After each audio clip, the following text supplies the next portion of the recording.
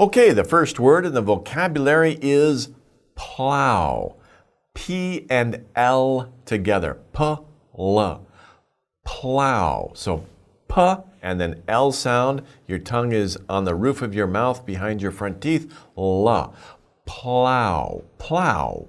To plow it's a verb, so it means to turn over a field. It doesn't mean, of course, to take the whole field and turn it over. It means to take the dirt or the soil in the field and with an instrument like a hoe and bring the dirt that's on the bottom to the top. And that's called turning over a field or land with a farming tool. Now, I mentioned a hoe, but of course there are many different ways to do it. You can do it by hand, which is very difficult, takes a long time.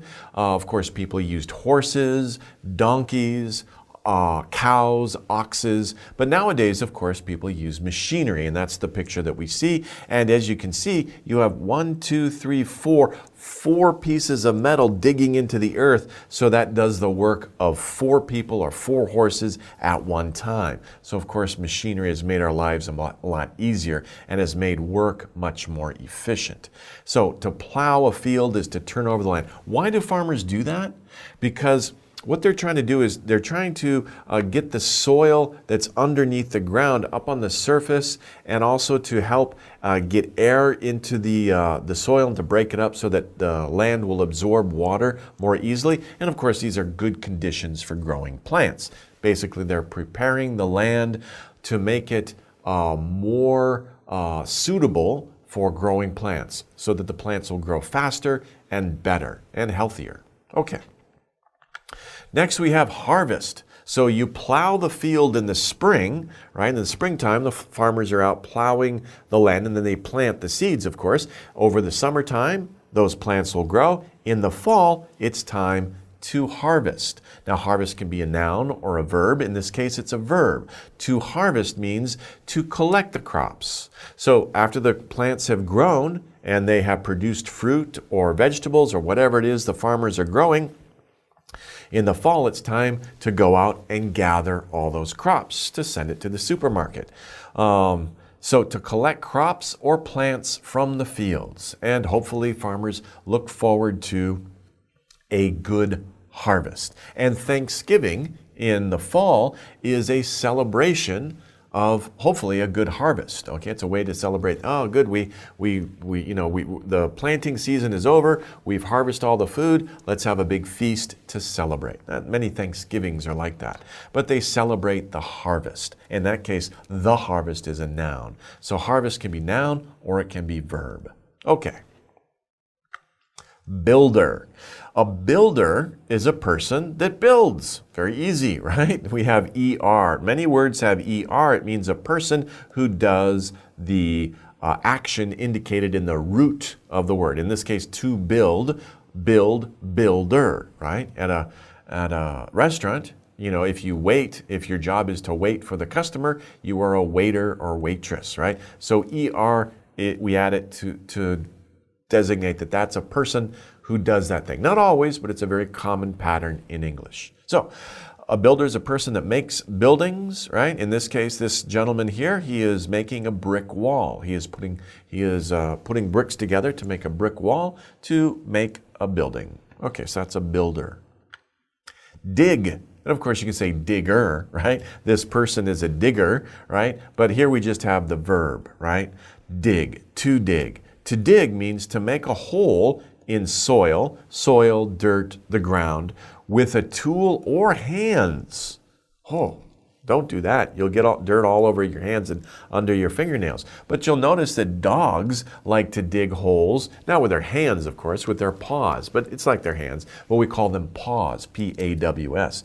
P-A-W-S. But they're still digging, right? Dogs don't use a tool. They're not out there with a shovel, right? They're using their paws to dig a hole. So anytime that a person or an animal creates a hole in the ground, that verb is called to dig. And some animals are very good at digging, right? They make their homes underground. Okay, so that's to dig. Tunnel. Now a tunnel, if you dig deep enough and you go down and then you go not down, but you go across, right? Or maybe you dig through a mountain, especially in this case, right? There's a town here and a town here and there's a mountain in between. Well, people will dig a tunnel through the mountain. Of course, a tunnel is just an underground path that is made through a mountain or a hill. Also, it could also be under some other geological feature like water. For example, there's a very famous tunnel between Britain and France, and that goes under the Channel, the British Channel or the English Channel. And basically that's a tunnel that they dug. They had to go down, right, to go under the water, and it comes, goes down in Britain and it comes back up in France, or goes down in France and comes up in England. So that is another famous tunnel, right? So it's any underground path that is made through a mountain, a hill, or even underwater, or even under the city. If you live in a large city, you might have a subway system, and the subway tunnels are under the city. So any underground path, okay? Whether it's for, an animal, right? Animals dig tunnels, a person, a walking tunnel, a cars, or even trains, subways, whatever. We all call those tunnels. Okay. Dam. Dam is another very huge project, engineering project that builders will build. And a dam is a kind of wall. And as you can see, it's a wall that holds water back. So it's a wall that prevents water from flowing naturally. Now, of course, water is allowed to flow through the dam, and in fact, that's a very good way to collect that energy. And that would be a hydroelectric dam. Hydro, by the way, means water, and electric, of course, electricity, electric, yeah, I gotta pay more attention to spelling and a little less attention to talking. Hydroelectric. So hydro means electricity from water, right? Hydro means water, right? So this is a good way. Many dams are hydroelectric dams. They take that energy from the flowing water and they convert that energy into electricity, which is another form of energy.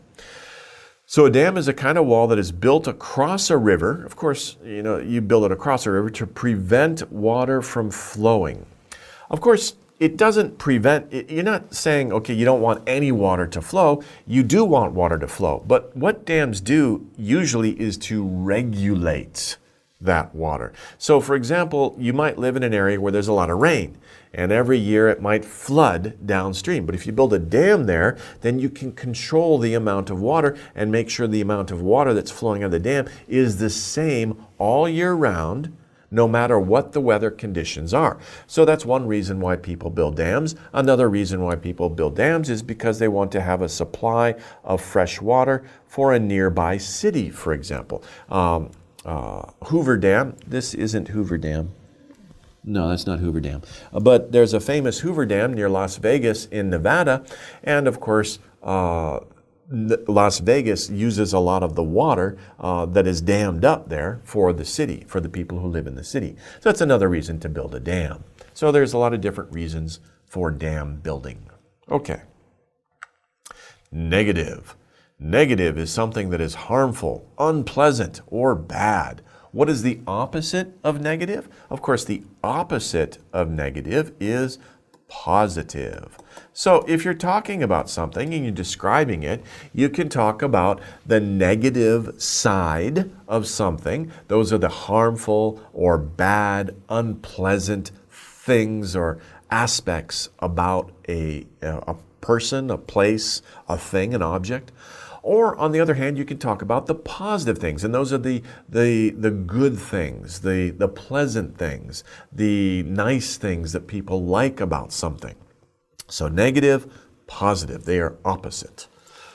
Okay.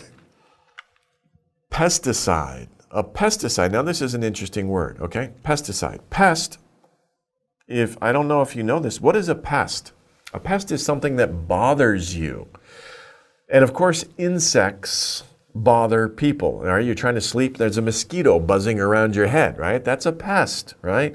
Or if you're walking through the forest and you get insects on your legs that are on your feet or on your ankles that might bite you, right? Those, you don't like those. That's bothering you. That's a pest.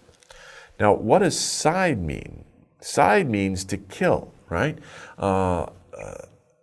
So side, for example, homicide is the act of killing another person, a human being. Suicide is killing oneself. Genocide is killing a whole race of people or whole group of people. So side means death or killing. So basically this means killing insects, right? Pesticide is a noun and it's a chemical, but it's actually a chemical, it's a poison because it's a type of chemical that can kill living organisms. So pesticide is a poison that is used to kill, right, to kill insects, pests, that damage crops. So farmers will use pesticides to kill the insects, and that is, of course, to prevent the insects from eating all of their crops, right? So, of course, when the farmer goes through all this work to grow crops, whether it's corn, broccoli, apples, whatever they're growing, this is a great food source for insects to move in and eat all the food, right? Of course, farmers don't want that, so they spray their crops with pesticide, and that will kill the insects and prevent them from eating all of their fruit.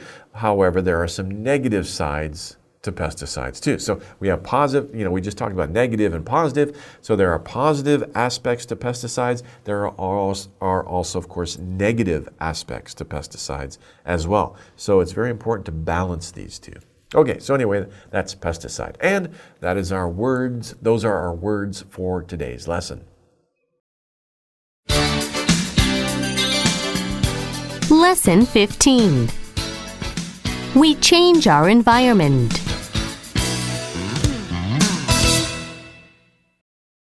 Plow. To turn over a field or land with a farming tool. Harvest. To collect crops or plants from the fields. Builder. A person that makes buildings. Dig. To make a hole in soil with a tool or hands. Tunnel. An underground path that is made through a mountain. Dam. A kind of wall that is built across a river to prevent water from flowing. Negative. Harmful, unpleasant, or bad. Pesticide. A poison used to kill insects that damage crops.